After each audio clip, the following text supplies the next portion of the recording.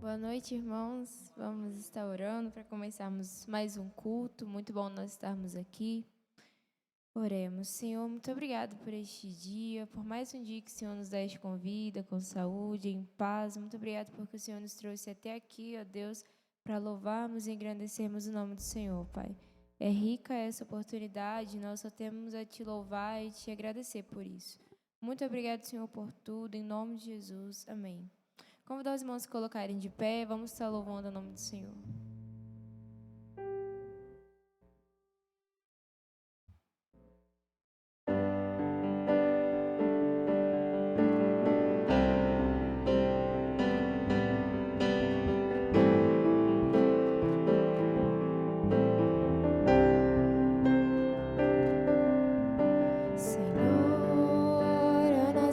Te chamar de Deus, eu nasci pra te chamar de Pai e andar do seu lado,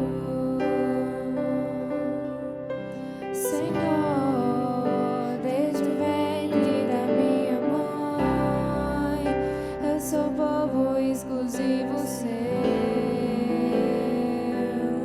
eu sou abençoado. Se vivo obediente,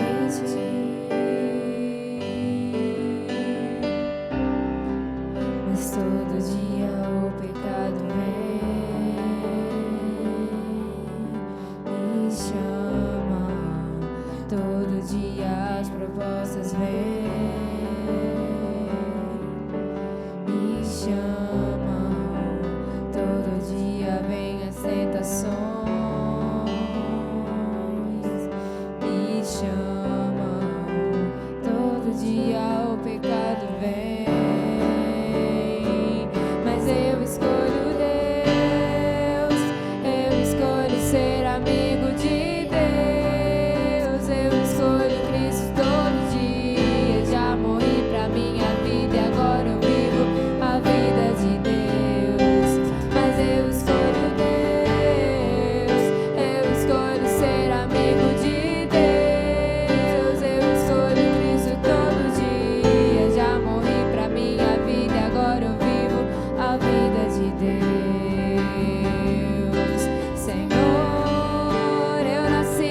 chamar de amor, eu nasci pra te chamar de Pai e andar do seu lado,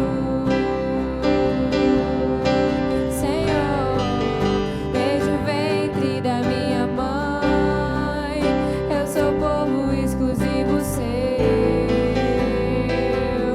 eu sou abençoado, se vivo obediente.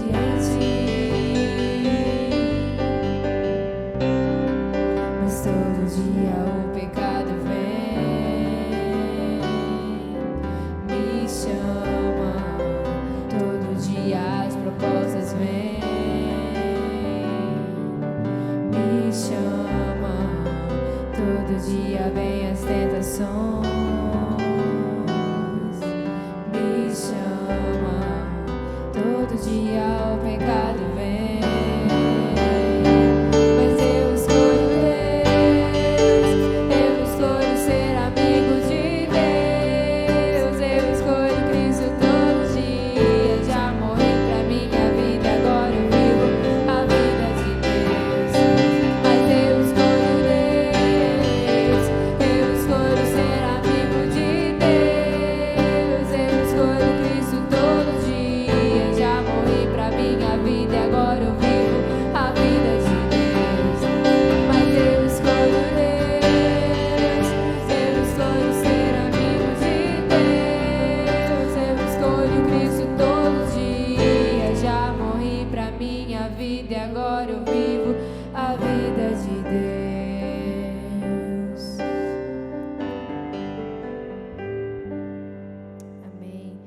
Durante o próximo cântico, os irmãos têm a oportunidade de trazer à frente os dízimos e as ofertas.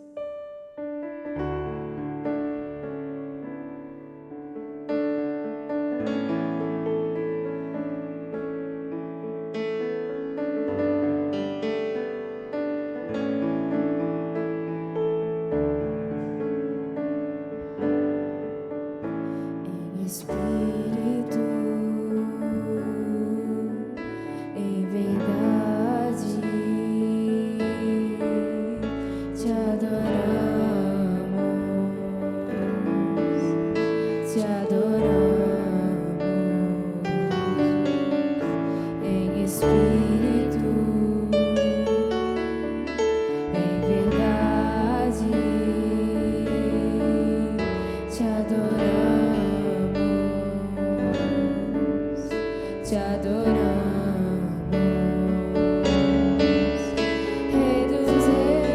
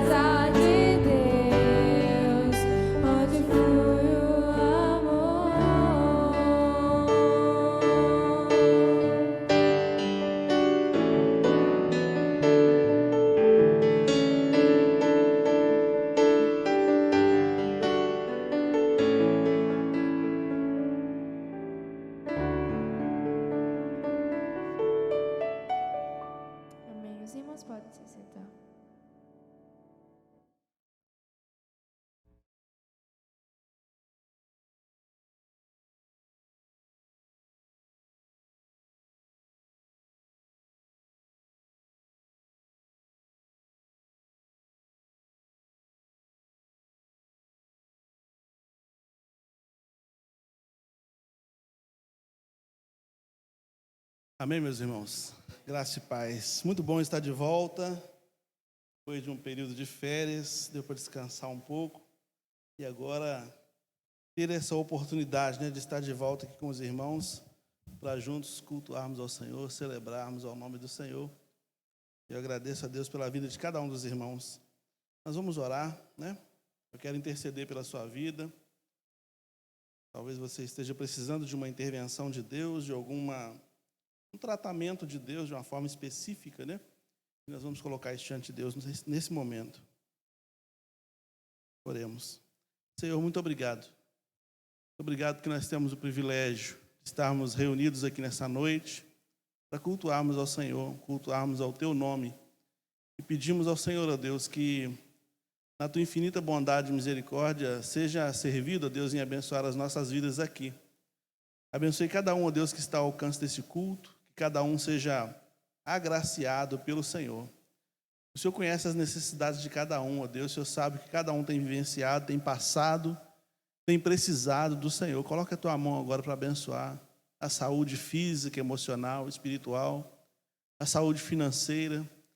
Abençoe, ó Deus, essa família poderosamente, ó Deus. Abençoe esse Teu servo, essa Tua serva. Abençoe cada um de nós, ó Deus, que precisamos de uma intervenção do Senhor na nossa vida. Assim eu oro e assim eu te agradeço e ainda te peço mais.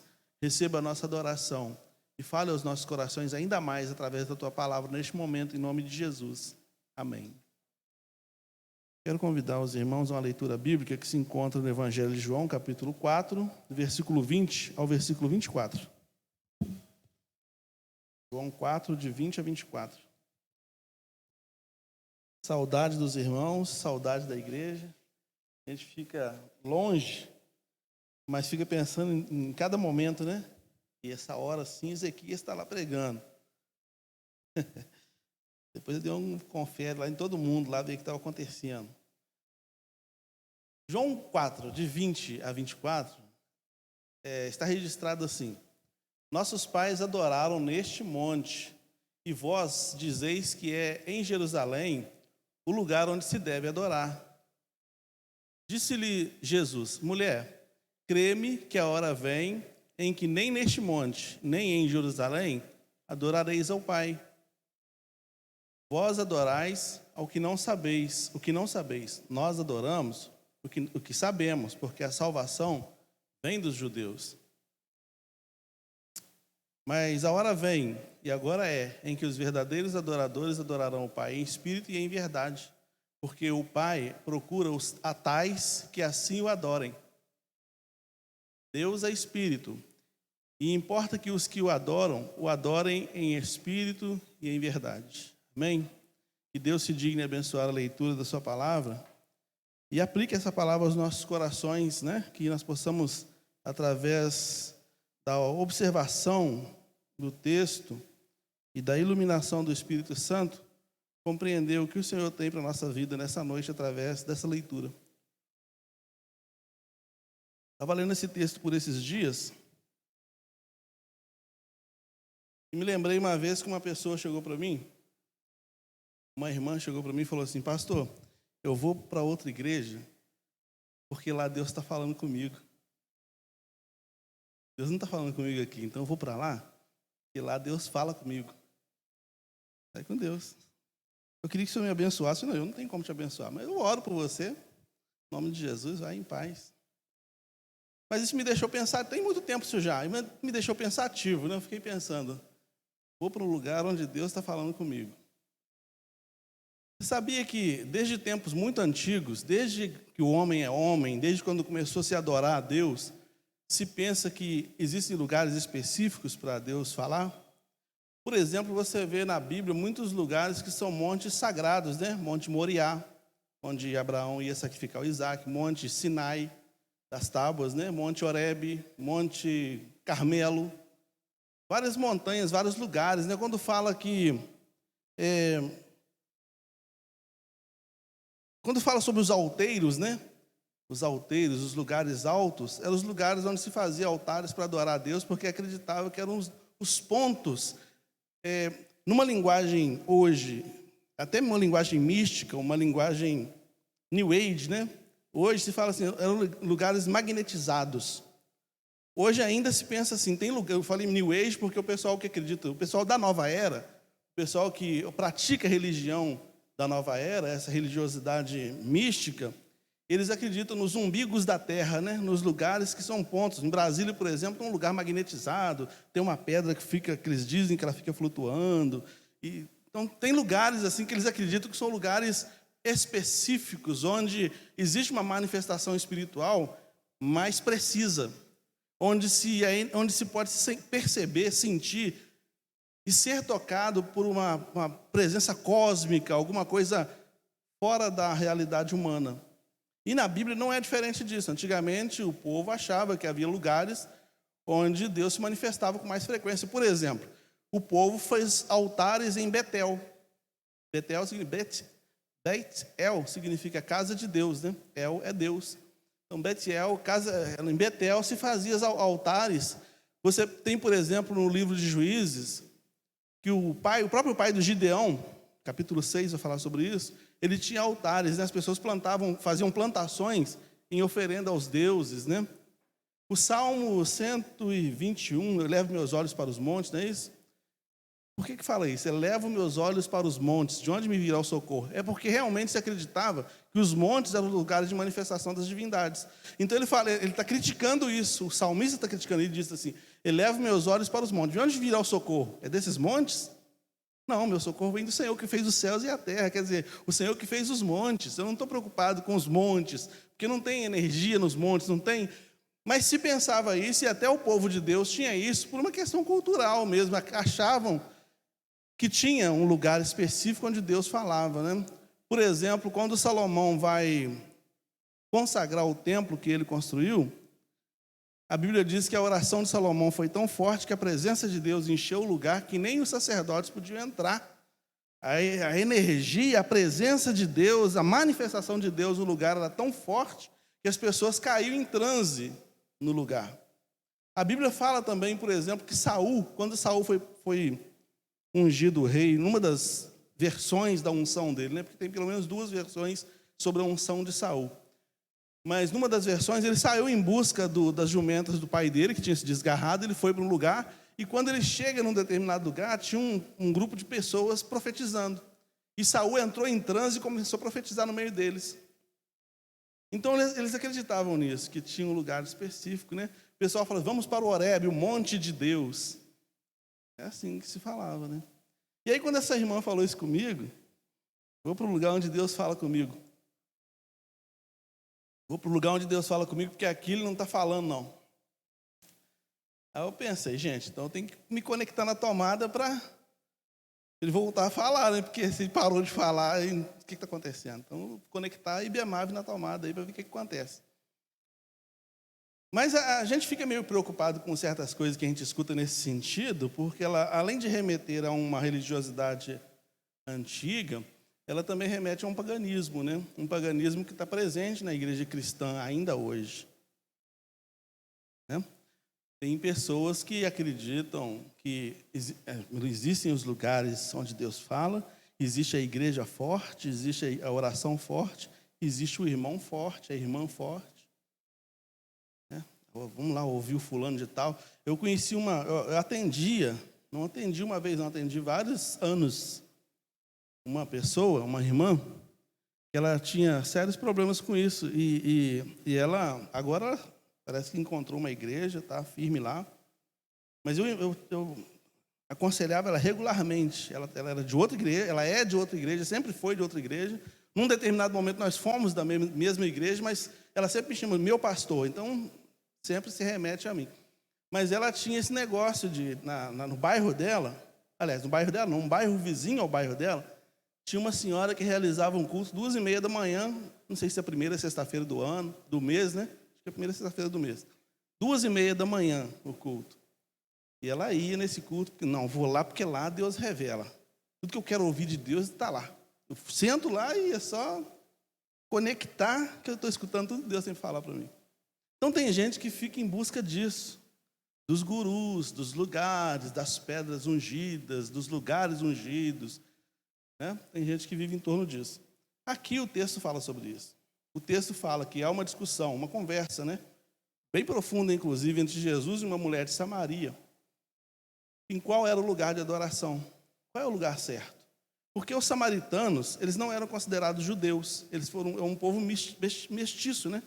Judeus mestiços, misturados. Foram colocados em Samaria, que virou a capital de Israel, e Israel foi levado cativeiro, não voltou mais, mas sobrou a cidade de Samaria dentro do território judaico, né? Dentro da Palestina. Então era no meio.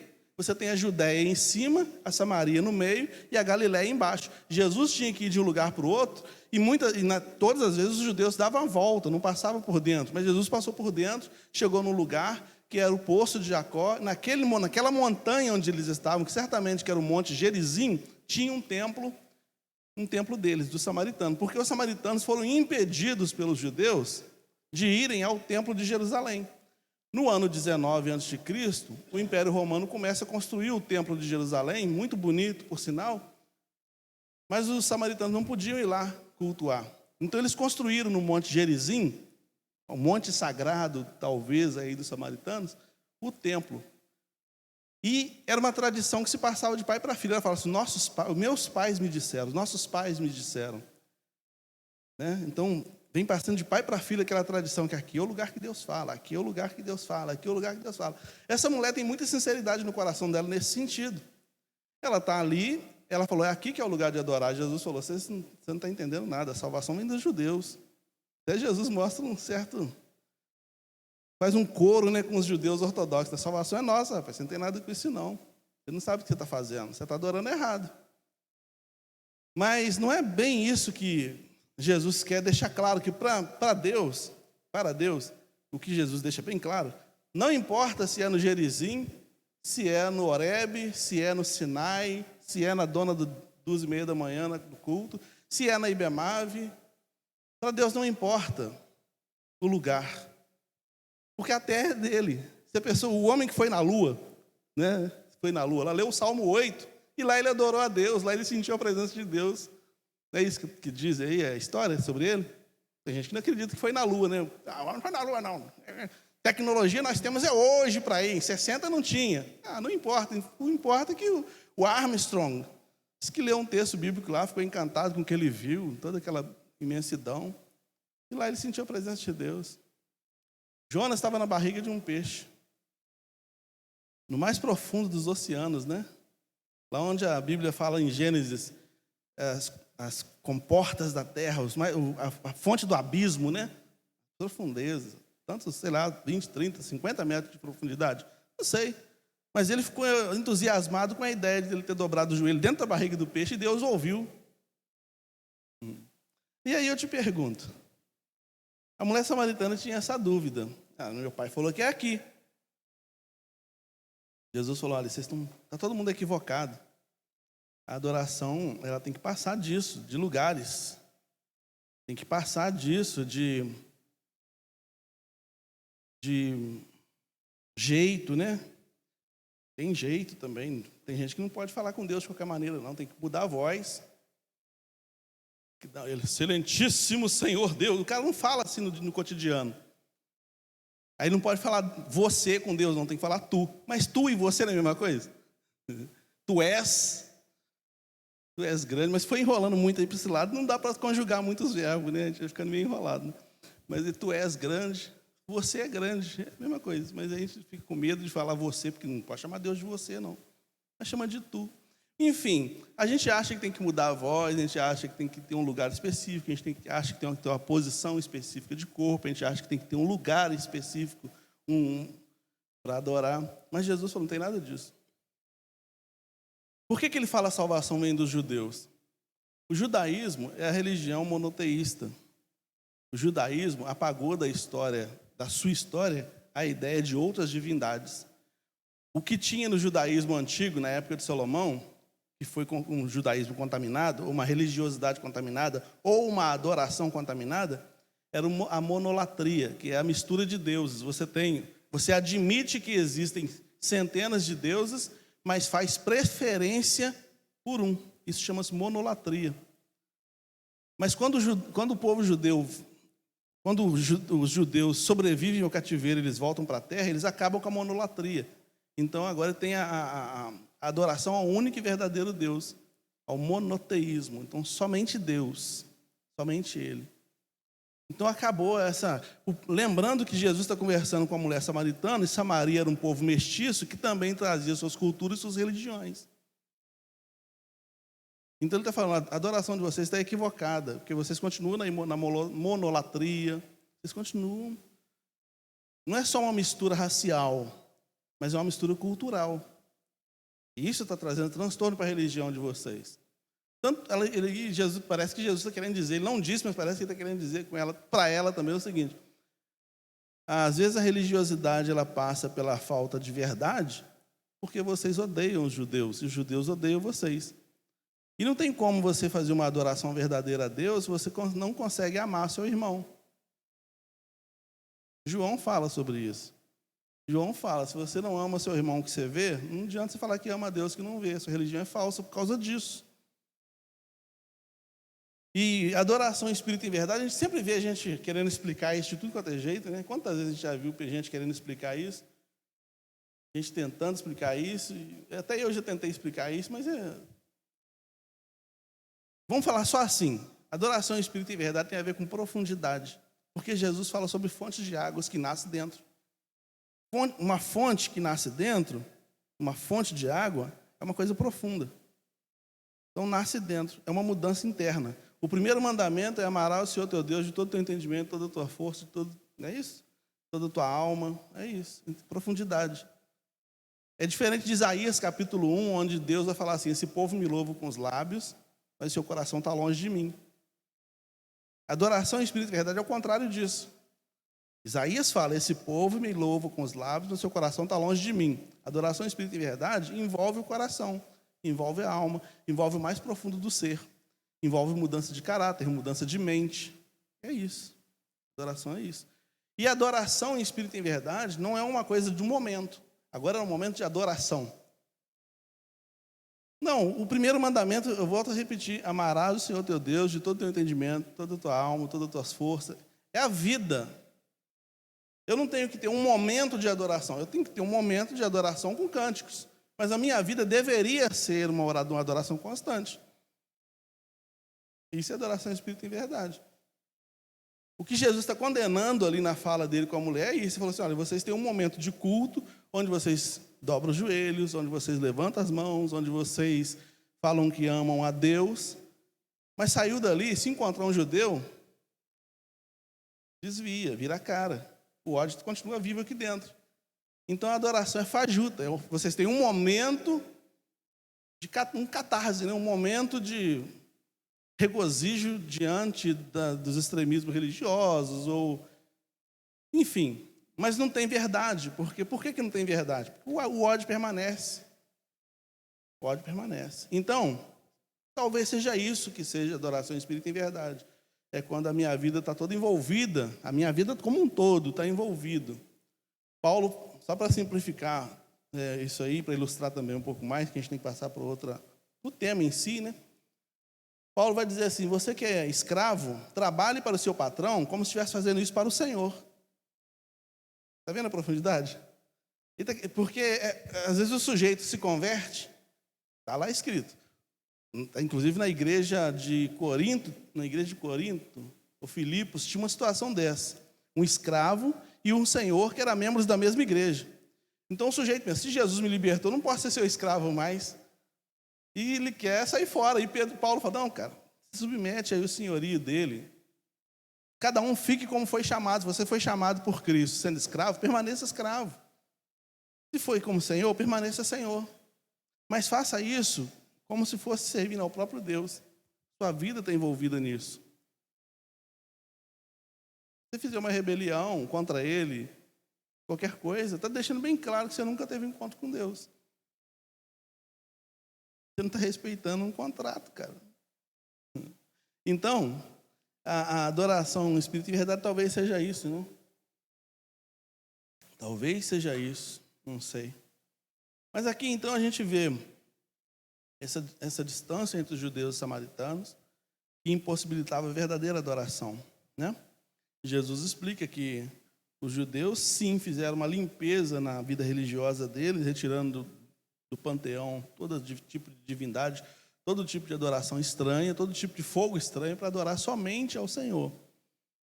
Mas também não quer dizer que a adoração dos judeus seria em espírito e em verdade, porque também eles tinham nojo, raiva dos samaritanos, e prevalecia esse sentimento nefasto nos corações, né? Uma coisa que a gente vê aqui nessa mulher é sobre a tradição dos pais. Ela fala: meus pais falaram isso, nossos pais disseram isso. A importância da tradição familiar, né? Religiosa, a busca, né? A importância do filho ver o pai buscando a Deus, da filha ver o pai e a mãe buscando a Deus. A importância de que os filhos precisam buscar referência nos seus pais para aguçar a religiosidade. E ainda mais hoje nós temos vivido um momento muito, muito caótico, né, na vida das crianças. Esses dias aí, foi ontem, antes de ontem, dia do orgulho gay, né? LGBTI, que é mais, não sei o quê, mas, enfim, 280 crianças e adolescentes já fizeram cirurgia para mudança de sexo. Crianças e adolescentes, crianças de 4 a 12 anos de idade e adolescentes. 280 pelo SUS. Então, pensa bem, e são cirurgias irreversíveis. Na escola que a Renata dá aula, uma menina decidiu virar menino, e o pai dessa criança foi lá conversar com a Renata, com os outros professores, com a direção, para falar: a partir de agora, o nome dela é Guilherme. O pai foi lá falar isso.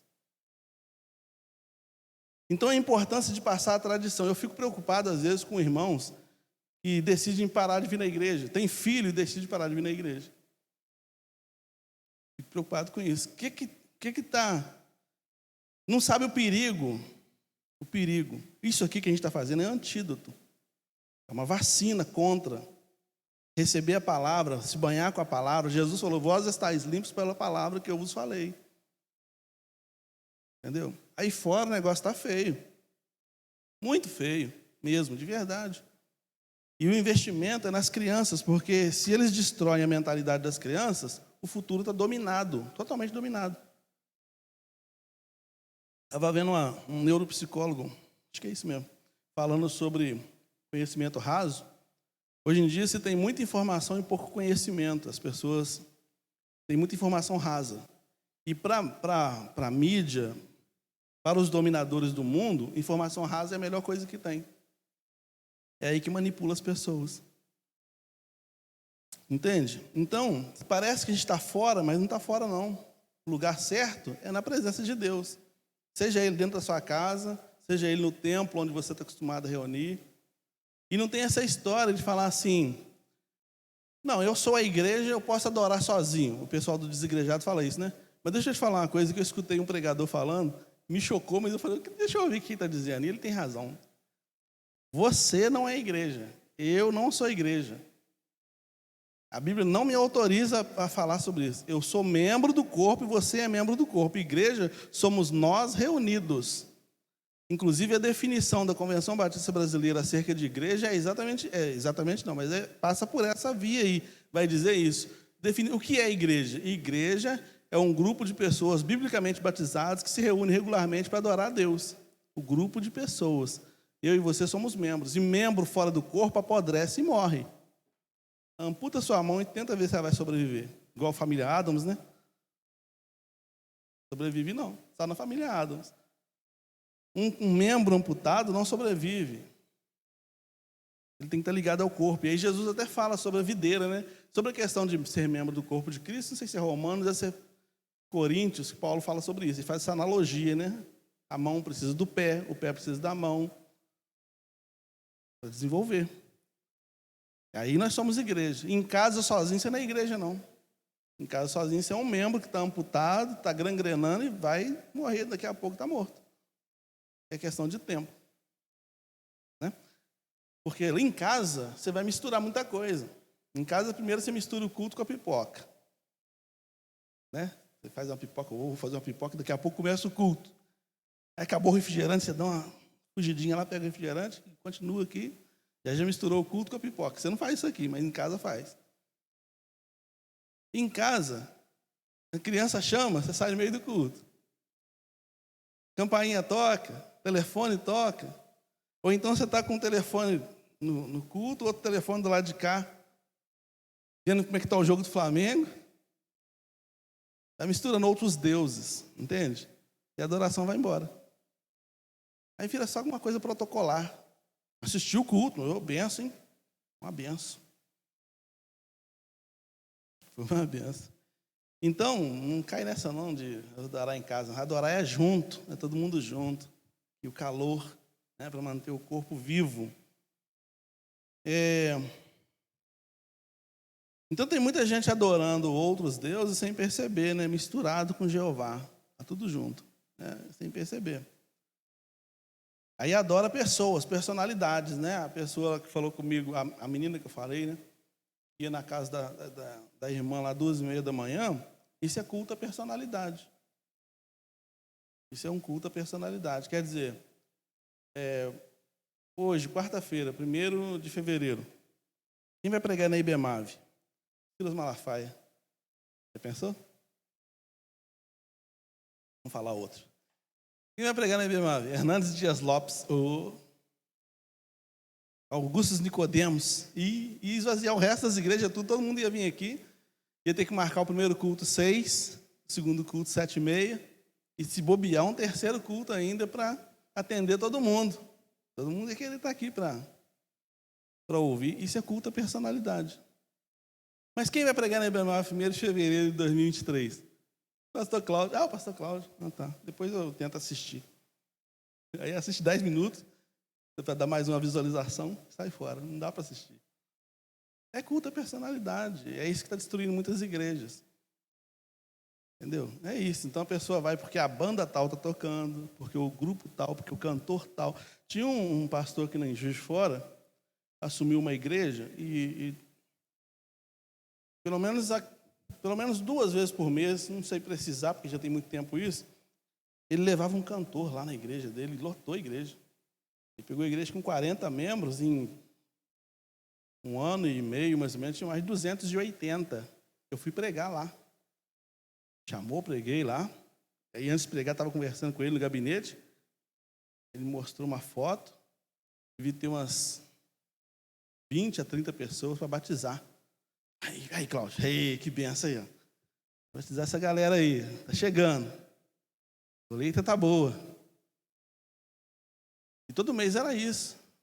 Batizava 10, 15, 20. Eu pensando, gente, demora um ano inteiro para batizar 5, 4. Tem ano que passa batido. Gente, não é possível. O pessoal está convertendo muito aqui na igreja. Quando ele não tinha mais dinheiro, não teve mais dinheiro para fazer os eventos na igreja, a igreja começou a minguar. Aí um dia, a gente se encontrou num café, e ele me perguntou assim, Cláudio, o que você está fazendo na IBEMAVE? Nada, eu estou pregando a palavra. Não faço nada lá, não. Nem no aniversário da igreja, a gente não chama ninguém para cantar lá, não, né? Aí, a gente mesmo, está lá, está todo mundo lá. Estamos lá. O que você está fazendo? Não estou fazendo nada, não. Então, às vezes a gente precisa de ter um amuleto, ou uma muleta, né? Para ajudar entendeu? E não adianta. A obra de Deus não se realiza assim. Aquele monte de gente que estava lá, saiu todo mundo. E quando estava saindo aos montes, porque entra aos montes e saiu aos montes também. Eu já recebi gente aqui de igreja grande, e aí foi para a classe de novos convertidos, porque queria aprender Bíblia. Não sabia nada de Bíblia. Quantos anos você ficou na igreja tal? 5 anos. Eu ouvi isso. Fiquei 5 anos lá. Mas tinha escola dominical? Tem escola dominical, mas a escola dominical era só uma preparação para você chamar gente para a igreja. Não é para te ensinar a Bíblia. Não é para ler a Bíblia, te ensinar a Bíblia. É para chamar gente para encher. É isso. Entende? Então, não temas, ó pequeno rebanho, disse Jesus, né? A gente tem que tomar cuidado para a gente não ir atrás disso, de culto a lugares, culto a igreja, culto a personalidades. Senão daqui a pouco a gente fica perdido no meio do caminho. O culto tem que estar aqui dentro. O meu encontro com Deus começa aqui dentro. Não é de todo o seu teu coração, de toda a sua alma, de todo o teu entendimento. É aqui dentro que começa meu culto a Deus. uma vez que eu tenho um encontro com Deus aqui, jorra essa água viva aqui de dentro, como Jesus falou, então Deus vai falar comigo em qualquer lugar que eu estiver. Porque aí eu estou pronto para ouvir. Você vai vir aqui, o Cláudio vai falar um montão de bobagem, mas você vai sair daqui e falar, oh, Deus falou comigo. Não é a personalidade. É o seu coração que está preparado. Teve um encontro, uma conexão com Deus, né? O lugar é secundário. É evidente que você deve ficar numa igreja onde você tem identidade, né? Onde você consiga uma identidade. Inclusive, até psicologicamente falando, isso tem um sentido, né? Onde você vai florescer mais, se você criar laços. Você fica no lugar, se você tiver 5 amigos no lugar, ele chegou num lugar, ele fez 5 amizades, 5 amigos. Inclusive, isso era um princípio de discipulado, né? Quando a pessoa chega na igreja, começa a visitar a igreja, cola nela, vai fazendo amizade com ela. Porque se ela fizer amizade com 5 pessoas, a tendência dela permanecer é muito grande. Ela permanece ali, que ela está ambientada no lugar. Né? Então, isso é bom, isso faz bem. Mas, a partir daí, é necessário ter o discipulado. E o discipulado, como eu volto a bater na tecla, não tem muito a ver com revistinha. Tem a ver com amizade mesmo. A gente acha que o discipulado ele é uma revistinha. Estou fazendo um discipulado ali. A revistinha é o pretexto para você encontrar com a pessoa, conversar com ela, fazer uma amizade com ela, depois tomar um sorvete, se for o caso, sair para algum lugar e fazer amizade, ir estabelecendo amizade. Né? A coletividade é importante. Como eu disse, né? Uma pessoa só é apenas um membro, não é uma igreja. Agora, várias pessoas batizadas com a mesma finalidade de servir a Deus, aí é uma igreja. A adoração certa, se a gente fosse ousadamente definir isso aqui, e seria muito ousado definir o que é uma adoração certa, né? Para eu falar isso, eu teria que ser Deus. Né? Eu teria que ser Deus e falar assim, é essa aí que eu aceito, gente. Faz assim que está tudo certo. Eu não sou Deus. Mas eu acho que a adoração certa passa pela Bíblia, passa pela oração, passa pelo discipulado. Né? Conhecimento bíblico, aprofundamento na palavra, passa por isso. Uma vida devocional, uma vida de oração. Se você não tem uma vida, se eu não tenho uma vida de oração em casa, a minha adoração aqui é só mais um lugar que eu venho. Hoje é quarta-feira, é o dia do culto, eu vim. Domingo chegando, tá aí o domingo, então domingo tem culto, eu vou. É só isso, é só um protocolo mesmo. Se eu não tiver uma vida devocional, se eu não conseguir acordar de manhã e buscar a Deus, se eu não conseguir ao longo do meu dia agradecer a Deus, viver com Deus os meus dias, estar aqui é só mais um lugar que eu estou. Faz parte da minha rotina. Não tem a ver com a adoração verdadeira. Tem a ver comigo mesmo, meu bem-estar. Inclusive, eu já ouvi de gente falando, né? E eu gosto na igreja evangélica. Um rapaz falou comigo, eu gosto na igreja evangélica, eu me sinto bem lá. Que bom que você se sente bem. Porque a igreja tem que ter a função terapêutica também, né? A gente estava na longa viagem que fizemos de volta, né? Na estrada longa. Eu e a Renata, a gente veio conversando. E a gente estava falando sobre essa questão de importância de algumas coisas que a igreja precisa promover, né? Entrelaçamento mesmo. Tem algumas pessoas, e eu vou citar a Jusilane de novo, porque ela falou isso, tem algumas pessoas que a família dela é a igreja. A vida dela está enraizada na igreja. Sabe? Algumas pessoas são assim. Não estou dizendo que não deve ser assim com ninguém, não. Estou dizendo que para algumas pessoas é só a igreja, é isso que eu quero dizer. Às vezes a pessoa não tem parente. A Jusilane falou que quando chegou aqui, ela não tinha parente. E ela chegou na igreja, ela falou, a IBMA foi a minha família. Ela gerou raízes no lugar onde ela se sentiu familiarizada. E é assim, para algumas pessoas é assim. Essa moça, por exemplo, que eu falei que ia no culto da dona de madrugada lá, é o caso dela. Morava só ela e a mãe dela. A mãe dela morreu, ela ficou sozinha. Ela não tem parente em Juiz de Fora. Então, a igreja para ela era o lugar onde ela tinha que se estabelecer. Ela precisava de uma igreja. De fato, agora, graças a Deus, parece que ela encontrou uma igreja. Já tem mais de ano que ela está congregando lá, está feliz, que bom. É assim que acontece. Né? Então, a adoração certa, me parece que passa pela Bíblia, pelo conhecimento bíblico, pela oração, né? Pela vida devocional, pelo discipulado, que é o interesse pelo outro, né? Discipulado tem a ver com isso, o interesse pelo outro. A gente levando as cargas, né? Uns dos outros, como disse Paulo. É mais do que um momento, né? A verdadeira adoração é mais do que um momento. É a vida inteira, né? Tiago fala isso também. E é bom quando a gente é encontrado por Deus com esse propósito no coração, de servir a Ele com inteireza de coração, com alegria de servir a Deus. É muito bom quando a gente é encontrado assim. Jesus falou, Ele está procurando. Mas Deus não está procurando o verdadeiro adorador, porque Deus precisa. Deus não é narcisista, que precisa ser adorado. Uma vez eu escutei uma pessoa falando isso, eu fiquei impressionado. Eu falei, Deus precisa mesmo? Ele precisa disso, Ele se alimenta disso. Gente, que Deus fraquinho é esse? Se todo mundo falar assim, greve de adoração, Deus morre. Deus não precisa da minha adoração. Ele está procurando para me abençoar.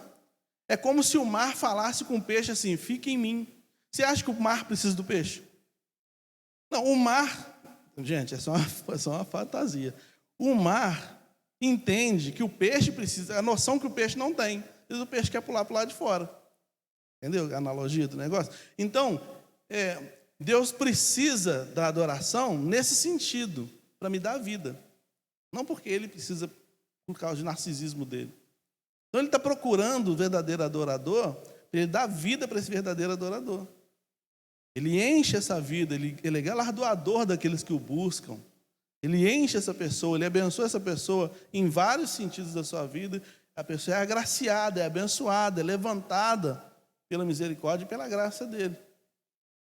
Ele dá prêmios, galardoador é isso, Ele dá prêmios pelo aquele que está buscando. Não porque Ele precisa disso, mas porque Ele sabe que eu preciso disso.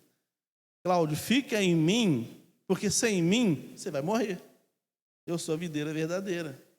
Então fica em mim.